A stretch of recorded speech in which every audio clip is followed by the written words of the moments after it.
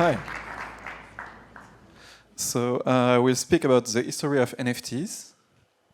I'm Quentin de Beauchesne. I'm co-founder of Ownest, a startup created in December 2017.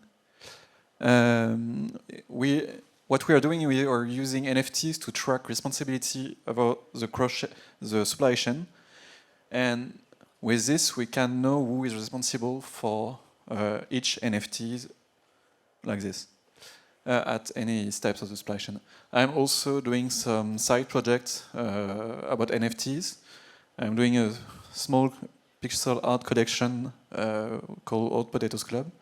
And I also did the Nakamoto's, also pixel art, but PFPs for the rare PP card that I will show you later, which is one of the most important cards in the history of NFTs. So first, what is an NFT? So that's a question that I would say that it's not really what we think it is, because non-fungible token is the basic name of an NFT. It came from the EAP 721 from Dieter Shirley, who created that standard and mentioned it like it's non-fungible token. So it's a token that is unique and that you can't compare it with another one. If you compare, for example, 2 Bitcoins and 2 NFTs, 2 Bitcoins will be fungible with one another, so you can send a Bitcoin and it will be exactly the same if it's one or another one. But for the NFTs, they will have different characteristics. There will be at least one characteristic that will differentiate 2 of the NFTs. The thing is, since June 2018, there is the EAP 1155, sorry, called the multi-token standard, which allow to create NFTs, not NFTs, collectible, with a supply of more than one.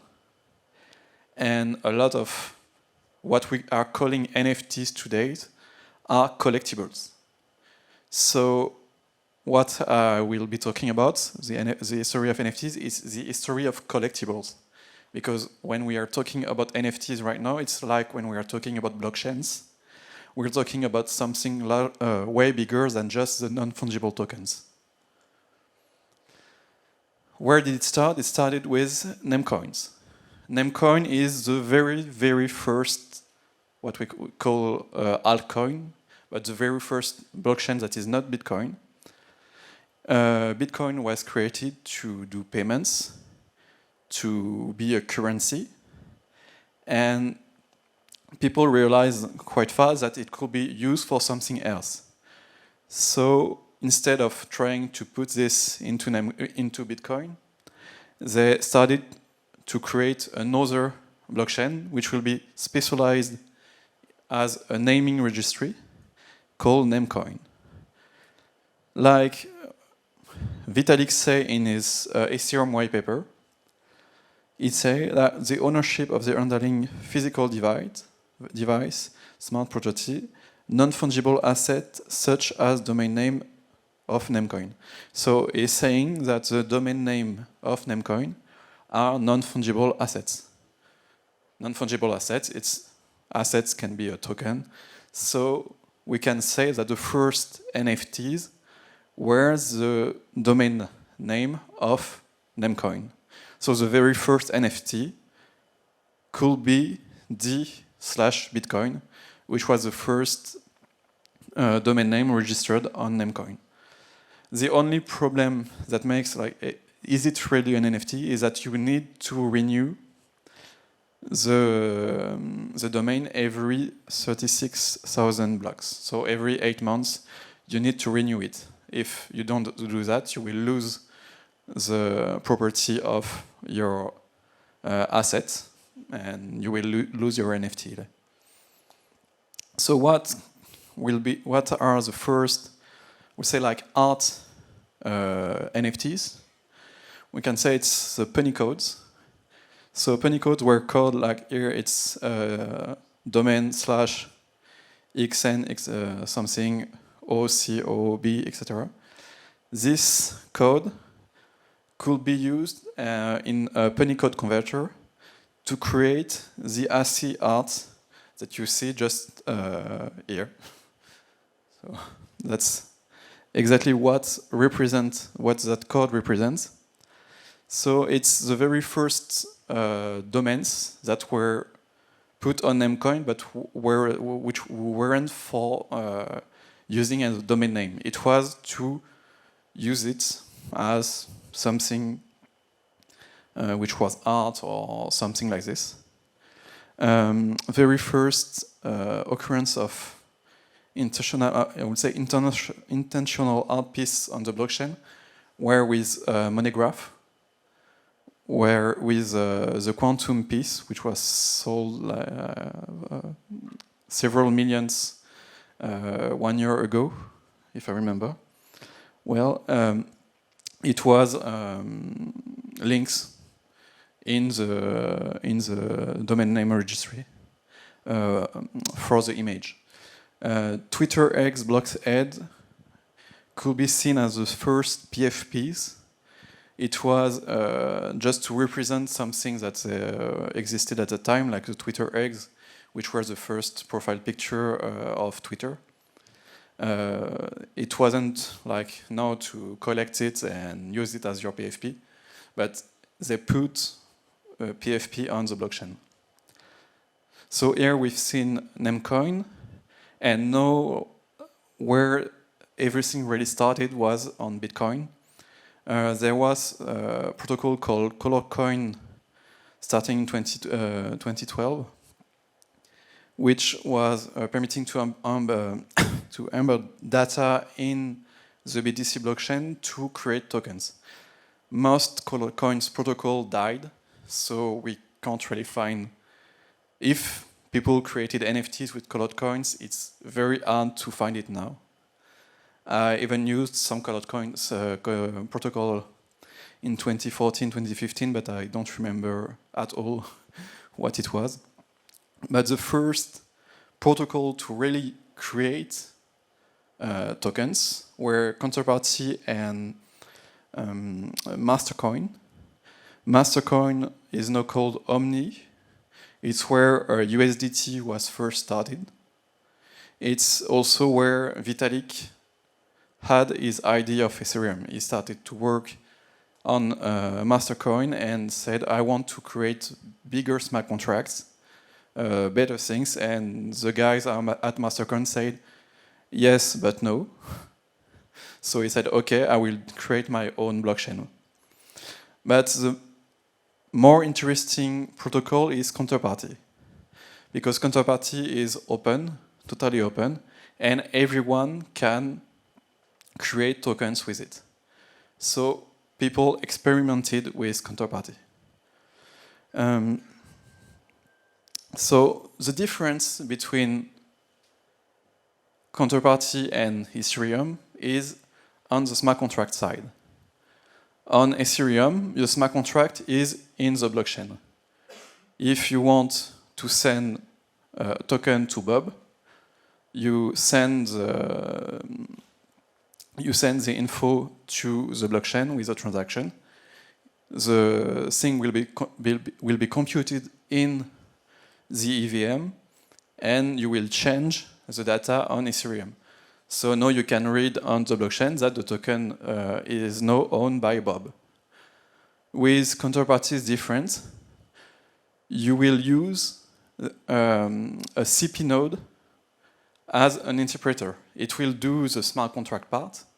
The data will be stored on Bitcoin, but all the information will be created through the CP node. So it's not a second layer, it's not a sidechain either, it's a protocol. So because everything is on Bitcoin, every transaction are Bitcoin transaction, but the smart contract part is not done on Bitcoin, it's done with its own node.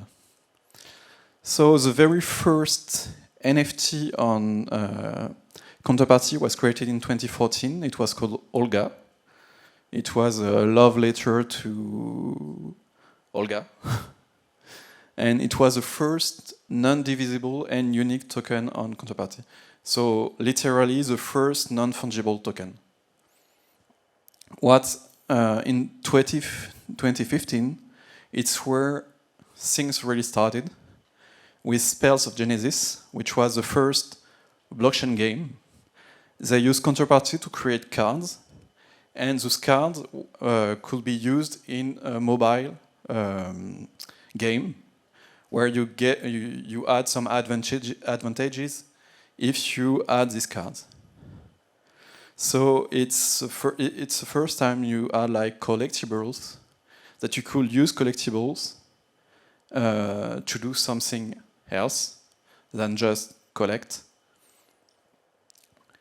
And inspired by that, some people created rare Pepes in 2016.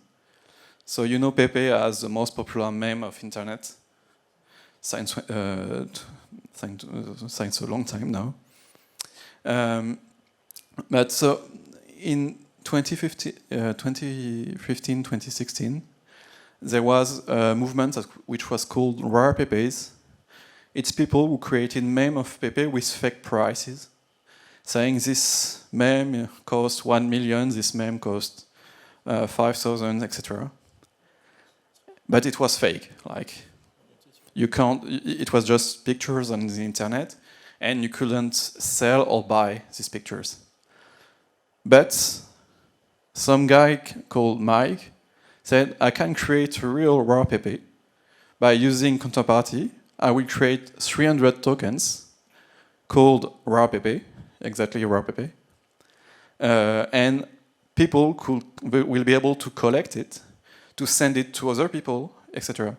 And he created the rare Pepe, and people saw that it was a great idea and wanted to do the same.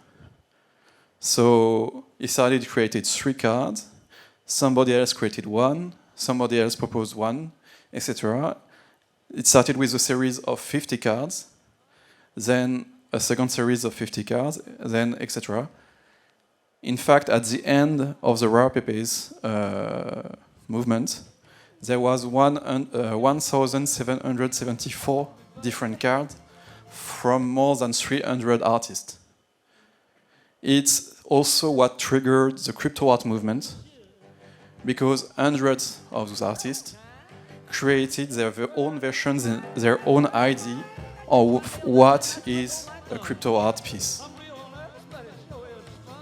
It's also what made people realize as a turning point of NFTs, it made people realize what is the potential of those NFTs. Fred Wilson from Ownest Square Ventures, which is one of the biggest venture fund who funded early things like like Twitter or Coinbase, said that it was the coolest thing ever. What happens when you combine a crypto asset with a meme and a trading card? It's also where things started, like the first NFT marketplace, the first audio NFT, and many other first, like animated gaming, first NFT getting events, etc. Yes, but 2 seconds. You can see some other projects who created this. In 2017, you had the CryptoPunks who started too, which was the first PFP NFTs, but it was at that moment like something with a small community. What made the NFT blow up was CryptoKitties, launched by Dapper Labs, which was funded by Union Square Ventures, the same guys who said that rare Pepe were great because they saw this as the way to go to the masses. It's where we seen the NFTs first in global news, etc. After this, 2018, 2019, the marketplace and new apps were created.